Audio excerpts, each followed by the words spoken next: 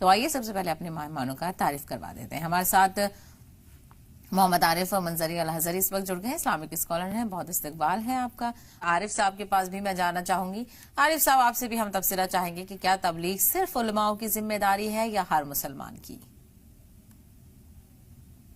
بسم اللہ الرحمن الرحیم.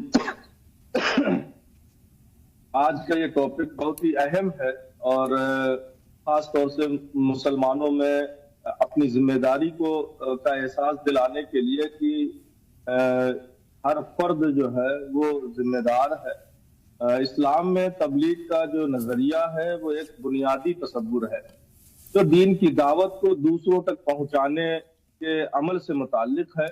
اور قرآن مجید میں اللہ رب العزت نے تبلیغ کے نظریے کو ایک واضح اور جامع فریم ورک کے ساتھ جو ہے نا فراہم کیا ہے. اللہ تعالیٰ قرآن کریم میں ارشاد فرماتا ہے ادعو الی سبیل ربک بالحکمت والموعظۃ الحسنہ وجادلہم باللتی ہی احسن، یعنی اپنے رب کے راستے کی طرف حکمت اور اچھی نصیحت کے ساتھ دعوت دو اور ان سے اس طریقے سے بحث کرو جو بہترین ہو. یہ آیت تبلیغ کے بنیادی اصولوں کو بیان کرتی ہے کہ دعوت دین حکمت، نرم گفتاری اور بہترین اخلاق کے ساتھ ہونی چاہیے. اسی طرح اللہ تعالیٰ قرآن پاک میں ایک جگہ اور ارشاد فرماتا ہے وَلْتَكُمْ مِنْكُمْ أُمَّةٌ يَدْعُونَ إِلَى الْخَيْرِ وَيَأْمُرُونَ بِالْمَعْرُوفِ وَيَنْهَوْنَ عَنِ الْمُنكَرِ، یعنی تم میں سے ایک جماعت ایسی ہونی چاہیے جو خیر کی طرف بلائے، نیکی کا حکم دے اور برائی سے روکے. یہ آیات واضح کرتے ہیں کہ تبلیغ صرف انفرادی فریضہ نہیں بلکہ امت کا اجتماعی مقصد ہے جو حکمت اور صبر کے ساتھ انجام دینا چاہیے. یہ قرآنی رہنمائی ہر داعی کو ایک واضح نقشہ فراہم کرتی ہے کہ وہ دین کی دعوت کو کس طرح پھیلائے تاکہ لوگوں کے دلوں تک رسائی حاصل ہو. اور نبی کریم صلی اللہ علیہ وسلم کی جب زندگی کو دیکھتے ہیں تو نبی کریم صلی اللہ علیہ وسلم کی حیات طیبہ تبلیغ کا عملی نمونہ ہے جو ہر داعی کے لیے مشعل راہ ہے. آپ علیہ الصلوۃ والسلام نے ارشاد فرمایا بلغوا انی ولو آیا، یعنی میری طرف سے خواہ ایک ہی آیت کیوں نہ ہو اس کو پہنچا دو. یہ حدیث ہر مسلمان کو دعوت دین کی ذمہ داری سونپتی ہے چاہے وہ کتنا ہی معمولی عمل کیوں نہ ہو. ایک اور حدیث میں آپ علیہ الصلوۃ والسلام نے ارشاد فرمایا من دعا الی ہدی کان لہ من الاجر مثل اجور من تبعہ، یعنی جو شخص ہدایت کی طرف بلائے گا اسے اس کے پیروکاروں کے برابر اجر ملے گا. یہ ارشاد تبلیغ کی عظیم فضیلت کو بیان کرتا ہے اور داعی کو ترغیب دیتا ہے کہ وہ اخلاص اور لگن سے دین کی دعوت پھیلائے. نبی کریم صلی اللہ علیہ وسلم نے خود اپنے حسن اخلاق، صبر اور حکمت سے عرب کے قبائل کو اسلام کی طرف راغب کیا. آپ کا نرم لہجہ اور محبت بھرا انداز ہر داعی کے لیے ایک عظیم سبق ہے کہ تبلیغ میں کامیابی کا راز اچھے اخلاق اور صداقت میں پنہا ہے. اسی طرح اگر ہم صحابہ اکرام اور صالحین و کاملین کی زندگی کو دیکھتے ہیں تو صحابہ اکرام اور صالحین نے بھی نبی کریم صلی اللہ علیہ وسلم کے نقش قدم پر چلتے ہوئے تبلیغ کے میدان میں عظیم کارنامے سر انجام دیے ہیں. حضرت مصعب بن عمیر رضی اللہ تعالیٰ عنہ کی زندگی کو دیکھ لیں، آپ کے کردار کو دیکھ لیں تو آپ نے مدینہ منورہ میں حکمت اور نرم گفتاری سے لوگوں کو اسلام کی طرف دعوت دی جس سے یثرب ایک اسلامی معاشرے میں تبدیل ہوا. بالکل یقینی طور پر یہ ساری چیزوں کا ذکر کرنا بہت اہم ہے. یہاں معین الدین صاحب کے پاس آؤں، اس سے پہلے عارف صاحب پہلے والے سوال کا جواب آپ دے دیں. عمرہ کے حوالے سے جو کیا گیا تھا کہ سلام پیش کرنا چاہیے، اگر نہیں کیا تو کیا پکڑ ہوگی، اور پھر طریقہ کیا ہے سلام پیش کرنے کا عمرہ پر جب ہم جاتے ہیں؟ سوال سمجھے نہیں ہے، وہ اپنی طرف سے سلام پیش کرنا ہے یا کسی دوسرے؟ ہاں اپنی طرف سے کہہ رہے ہیں وہ، اپنی طرف سے کہ جب ہم عمرہ پہ جائیں تو وہاں پر سلام پیش کرنا ہے کیا، اگر کرنا ہے تو کس طریقے سے کرنا ہے، نہیں کیا تو کیا ہوگا؟ دیکھیے، ایک عام مسلمان سے جب ملاقات ہو تو حکم یہ ہے کہ ایک دوسرے سے سلام کریں، السلام قبل الکلام، اور پھر وہ تو بارگاہ رسالت ہے، بارگاہ ناز ہے، سرکار مدینہ صلی اللہ علیہ وسلم کی بارگاہ ہے، پیارے محبوب کی بارگاہ ہے. وہاں پر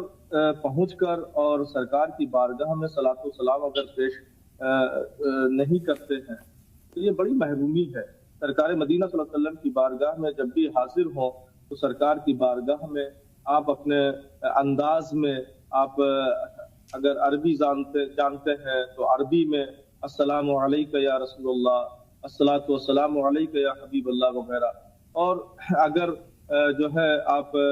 اردو میں ہی آپ جیسے کہ ہمارے ہاں رواج ہے السلام علیکم ورحمۃ اللہ وبرکاتہ، تو اس انداز میں بھی آپ سلام پیش کر سکتے ہیں۔ اور لہذا بارگاہ رسالت میں درود و سلام اور حدیث پاک میں بھی آیا ہے کہ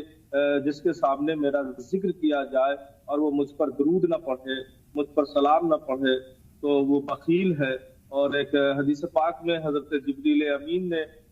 آ کر بارگاہ رسالت میں خود عرض کی یا رسول اللہ، جس کے سامنے آپ کا ذکر ہو اور وہ آپ پر درود نہ پڑھے تو وہ تباہ و برباد اور ہلاک ہو جائے۔ تو سرکار مدینہ صلی اللہ علیہ وسلم نے اس پر آمین بھی فرمائی ہے۔ لہٰذا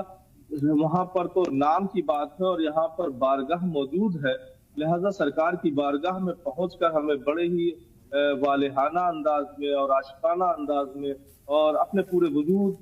کو سرکار کی عشق اور محبت میں ڈبو کر جو ہے صلاۃ و سلام پیش کرنا چاہیے، اور بارگاہ رسالت سے جو ہے نا اس کا آپ کو جواب بھی ملے گا اور اس کے برکات بھی حاصل ہوں گے۔ اور یہ امید رکھیں کہ بارگاہ رسالت میں پہنچ کر آپ نے صلاۃ و سلام پیش کیا ہے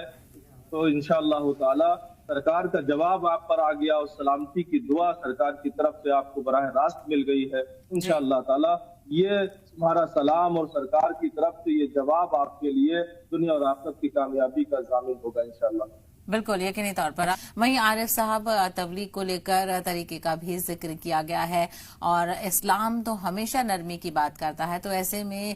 جس طرح سے ہم دیکھتے ہیں کہ لوگ ڈر جاتے ہیں جب کہتے ہیں کہ لوگ جماعت کی دعوت دینے کے لیے، تبلیغ کی دعوت دینے کے لیے آتے ہیں، تو کیا کوئی سختی اپنائی جاتی ہے اور کیا بتایا گیا ہے کہ تبلیغ کا طریقہ نرمی سے ہونا چاہیے یا سختی سے؟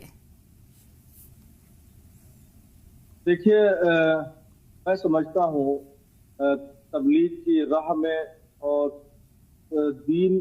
کے معاملے میں قرآن کی صرف ایک آیت کافی ہے۔ پورے عالم عرب کو نہیں، پوری دنیا کو اللہ تعالیٰ نے چیلنج کیا اور دین کی تبلیغ کے لیے اور اپنے دین کے اتمام کے لیے اور اکمال کے لیے اللہ تعالیٰ نے ایک آیت نازل فرمائی، لقد کان لکم فی رسول اللہ اسوۃ حسنہ۔ نبی کی زندگی تمہارے لیے آئیڈیل ہے، نمونہ ہے۔ یہ ایک آیت ایسی تھی کہ اس وقت میں نازل ہوئی جس وقت رسول کائنات صلی اللہ علیہ وسلم تبلیغ کا فریضہ انجام دے رہے تھے۔ رسول کائنات صلی اللہ علیہ وسلم کی پوری زندگی اپنوں کے درمیان میں تھی اور ایک ایسا دعویٰ قرآن نے کیا کہ یہ نبی کی زندگی تمہارے لیے آئیڈیل ہے۔ اب ہر اعتبار سے، اور اس پر آج تک کوئی بھی بڑے سے بڑا دشمن بھی جو ہے نا انگشت نمائی نہیں کر پایا کہ سب سے پہلے ایک مبلغ کا جو ہے کردار جو ہے وہ نبوی کردار میں ڈھلا ہونا چاہیے، اور جب تک وہ نبوی کردار میں ڈھلا نہیں ہوگا نہ اس کی وہ تبلیغ میں کامیاب ہو سکتا ہے، اور وہ جو بھی مشن میں وہ لگا ہوا ہے اس میں کما حق اس کو کامیابی نہیں مل سکتی ہے۔ رسول کائنات صلی اللہ علیہ وسلم کی زندگی اصل جو ہے نا آئیڈیل ہے، اور قرآن ہمیں فرماتا ہے، قرآن کہتا ہے قل ھذہ سبیلی ادعو الی اللہ علی بصیرۃ، کہ اے محبوبہ فرما دیجئے میرا راستہ ہے اور میں اللہ کی طرف علم و آگاہی کے ساتھ میں دعوت دیتا ہوں اور بلاتا ہوں۔ تو تبلیغ کے جو بنیادی اصول ہیں وہ قرآن اور احادیث سے بالکل ظاہر ہے، واضح ہے۔ قرآن میں کوئی بھی لا اکراہ فی الدین، دین میں کوئی بھی زور زبردستی نہیں ہے، اور نرمی کے ساتھ اور سنجیدگی کے ساتھ جو ہے نا دعوت دینا ہے۔ اور خاص طور سے میں کچھ پوائنٹ یہاں پر رکھنا چاہوں گا، جیسے کہ ابھی پہلے بھی سوال آیا، اور یہ مبلغین کے لیے بڑا جو ہے امتحان کا سبب بن جاتا ہے، لہٰذا ہمیں اس کچھ پوائنٹ ہیں جن کو دھیان میں رکھنا چاہیے، توجہ دینی چاہیے۔ اگر ان پر ہم نے مکمل عمل کر لیا تو پھر شیطان کسی بھی راستے سے ہمیں بہکا نہیں سکتا ہے۔ ایک مبلغ کے لیے ضروری ہے کہ تبلیغی اصول میں کہ وہ سب سے پہلے اخلاص کو اپنائے، الا للہ الدین الخالص، اللہ کو دین خالص پسند ہے، اللہ کو اخلاص پسند ہے، تبلیغ کا مقصد صرف اللہ کی رضا ہونا چاہیے۔ جب یہ دل میں بالکل بیٹھ جائے گا کہ تبلیغ کا مقصد صرف اللہ کی رضا ہے، اور جب اللہ سے لو لگ جائے گی، اپنے تمام